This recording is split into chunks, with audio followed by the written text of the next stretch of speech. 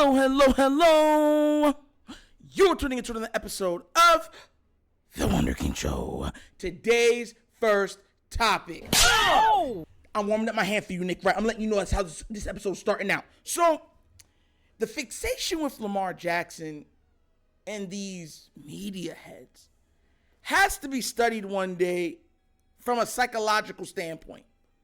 Because they always seem to have his name in their mouth. And no matter how good he plays, no matter what he does, they make the most outlandish, absurd claims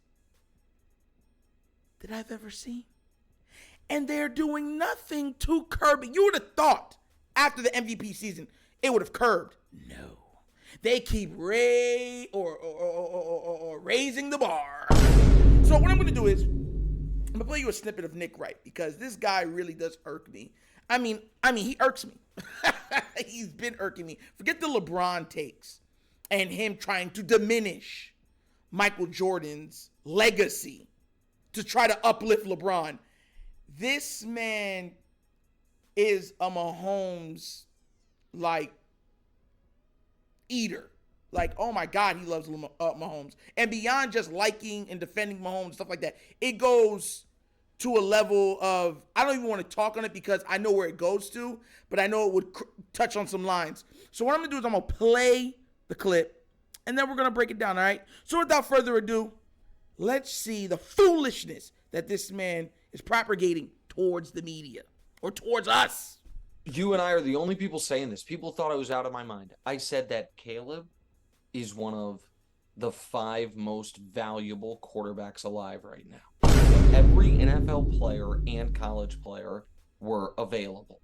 Mahomes goes 1. Yeah. There's some debate about who goes 2. And Caleb goes before everyone other than maybe 3 people. I would take those injuries now are mounting. He can't get through a preseason. He's hurt again. I would have said Trevor 3 weeks ago, but Trevor was disappointing, but he's on the short list. But that's it, man. Yeah. He goes before. It's not disrespectful. It's not disrespectful. He goes in a heartbeat before Hurts, before Lamar, before Tua, before he just does. And I would take him over Herbert. I wouldn't, because I think Herbert has been undercoached. I mean, they're on their second or third coordinator, their second coach. You see how quickly the foolishness that they say? I'm going to read you off something before I go nuclear on this guy, right? So, and I'm going to read you 2 things. I'm going to read you the definition of fixation, right? And it's an obsessive interest in or feeling about someone or something. Does that not sound like the media with Lamar? No matter what he does? Okay. Remember, they said that this guy's better than them. Undoubtedly. I'm going to read you off something. Best winning percentage since 2000. We're in 2023, guys. 23 years ago. You understand? The year 2000 was over 2 decades ago. It is Patrick Mahomes at 1, right? Tom Brady at 2, Peyton Manning at 3, Lamar Jackson at number 4. You think that's easily replicated? Okay. QBs aren't winning isn't a QB stat, right? Even though you see the QBs that are top 5, top 6, top 7, whatever. It's not a QB stat. So I already know what people watching this are going to say. So I made sure I came out with a second stat. Most points per game in first 70 starts. Patrick Mahomes, number 1. Lamar Jackson, number 2. Tom Brady, number 3. That's sort of every single thing you're going to get right now. Slap. Let me tell you something. Somebody told me something, and I'm going to use it. You know what I'm going to do? Let me make sure you see it right now. Let me go. Matrix ceiling fan slap. You deserve it all. My God. Think about the mindset that you would have somebody that has been an MVP, has led the league in passing touchdowns, is one of the highest scoring QBs of all time, one of the winningest QBs of all time, and he's broken numerous records, and he's won the Heisman. So he wasn't just like Patrick Mahomes wasn't Patrick Mahomes in college. You get where I'm coming from? Lamar's been Lamar from college, high school, the pros. He's been that guy. And you guys have watched this man just time after time make you guys look foolish, and you still shortchange his career, shortchange his accomplishments. You put buts and I know, but that shortchanging everything that he does. Now I know people's gonna say, Caleb Williams is a special talent. Let me tell you something right now. He has not played an NFL snap or down. We don't know what he's going to be when he comes in here. Nobody knew what Patrick Mahomes was going to be when he came in here, right? Okay, so when you take that, you get where I'm coming from? Remember, they thought Baker Mayfield was going to be better than Lamar Jackson. They thought Josh Rosen was going to be better than Lamar Jackson.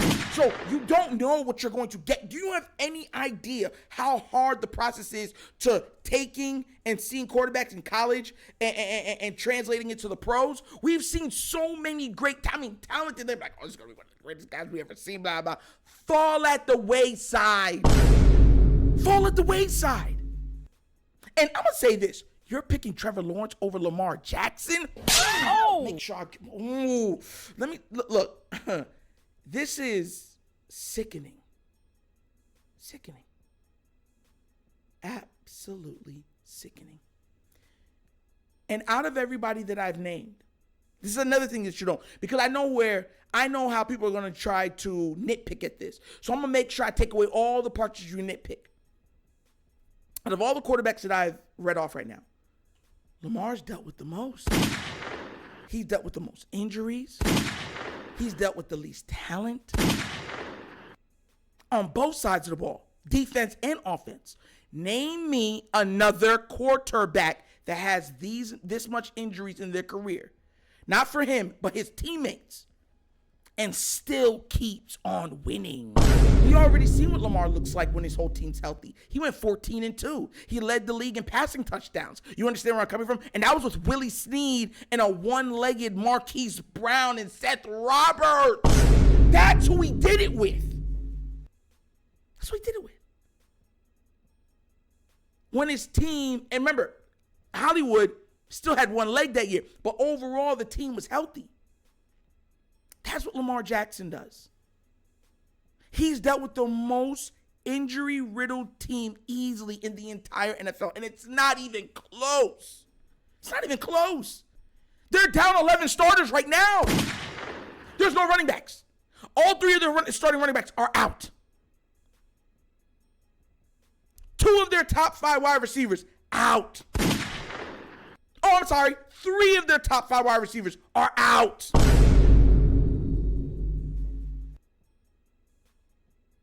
Two offensive linemen out. Mark Andrews already has missed the game.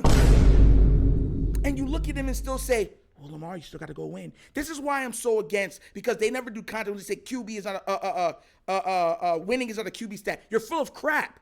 Because that's why you have Tom Brady at number 1. Because he kept winning. He won in the regular season. He won in the postseason. If you believed that wasn't the case, then we would just go by talent. Cam Newton would be top 10 of all time. Right? Bro, I'm so tired of this. Listen, man, have some integrity, have some class, have some common sense, something. But to go out there and say a man that has never taken a NFL snap is better than a former MVP who's led the league in passing touchdowns, who is the 2nd highest scoring QB of all time, and also the 4th winningest QB of all time. My hand hurts from the slaps that you deserve. Because y'all truly think what he is doing is can be replicated. It's ridiculous.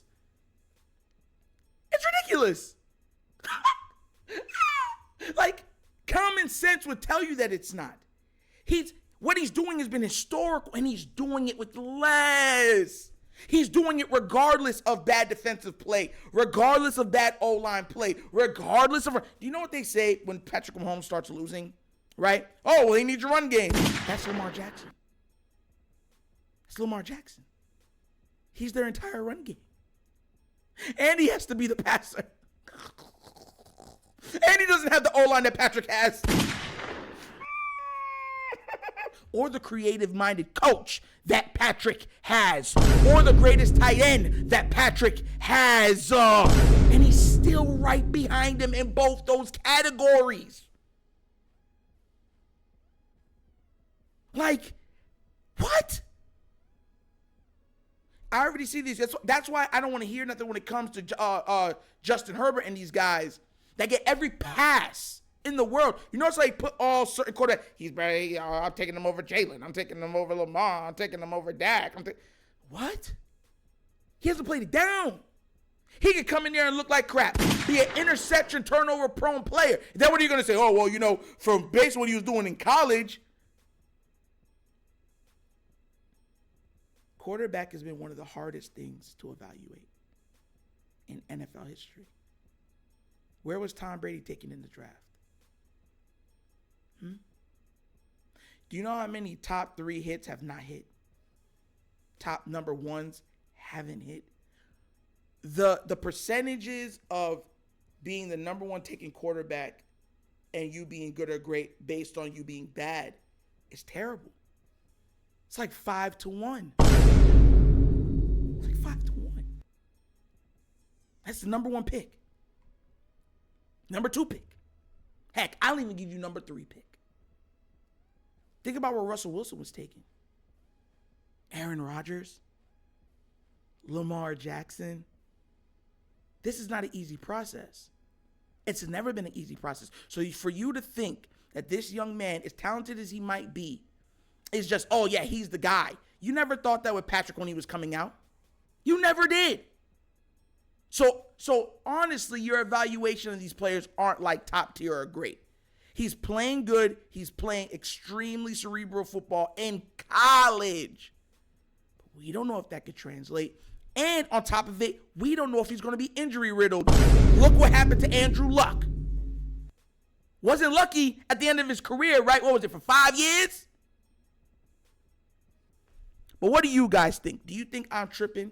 Do you think that Nick Wright and Colin Cowherd make a good point in that this young man is better than all of the players that I just named?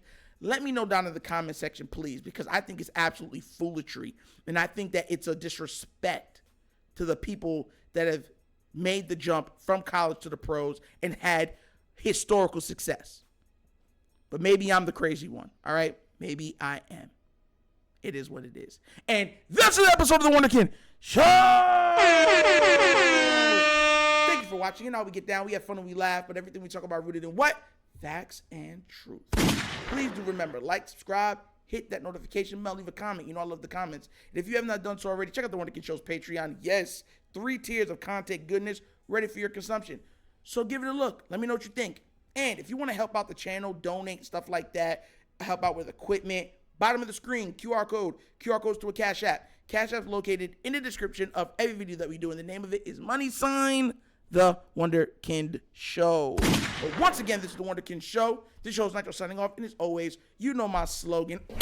No, I wanted to give Nick Wright another slap. Matter of fact, black hand side!